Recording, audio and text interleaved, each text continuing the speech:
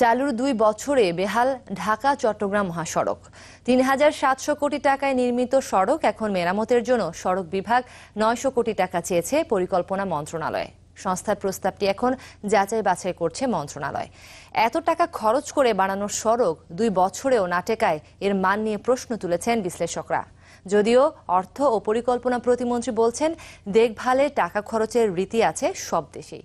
ইমদাদ হকের রিপোর্ট ও ছবি তুলেছেন ইরফান হায়ুম। ঢাকা চট্টগ্রাম মহাসড়ককে বলা হয় অর্থনীতির লাইফলাইন।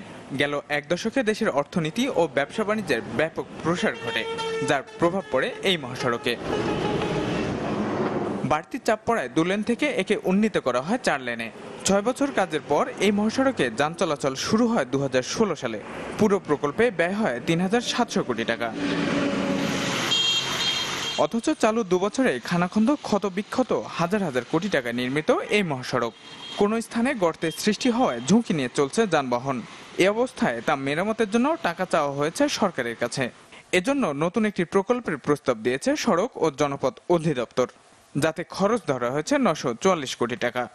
গুণগত মানের কনস্ট্রাকশন এবং সেটা ব্যবহার করার সময় ওভারলোডিং এবং জলাবদ্ধতা, এই 2টা ইস্যুকে যদি আমি নিবিড় নজরদারির মধ্যে না আনি, নিয়ন্ত্রণ যদি না করি, তাহলে কখনো আমরা টেকসই সমাধান পাবো না।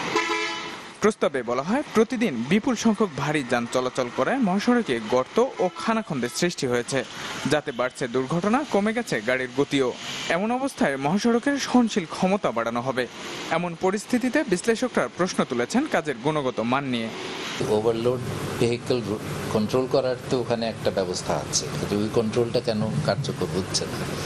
আর নতুন একটা রাস্তা এত অল্প সময় ওভারলোড সইতে পারলো না, এটাও তো একটা প্রশ্ন যে কি ধরনের কনস্ট্রাকশন আমরা করলাম যেখানে এই ওভারলোড ফ্যাক্টরটাকে বিবেচনায় আনা হয়নি।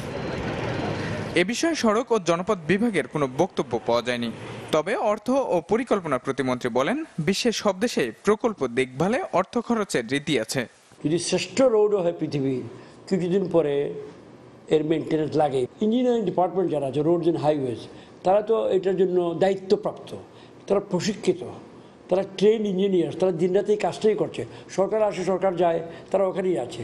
তো তারা যখন একটা এস্টিমেট পাঠাবে যে রিপেয়ার দরকার, আমরা কি তা বিশ্বাস করবো না? পরিকল্পনা কমিশন বলছে প্রস্তাবটি যাচাই বাছাই চলছে, সব ঠিকঠাক থাকলে শিগগিরই তা অনুমোদন পাবে। 2021 সালের মধ্যে উন্নয়নশীল দেশের মর্যাদা অর্জনের লক্ষ্যেই কাজ চলছে জোরে সোরেই। সরকার প্রকল্প নিচ্ছে হাজার হাজার কোটি টাকার, কিন্তু প্রশ্ন রয়ে যাচ্ছে এসব প্রকল্পের অব্যবস্থাপনা নিয়ে। তাই উন্নয়ন টেকসই করার লক্ষ্যে এই খাতে মনোযোগ বাড়ানোর পরামর্শ বিশেষজ্ঞদের। ইমদাদ হক, চ্যানেল 24, দাউদকান্দি, কুমিল্লা।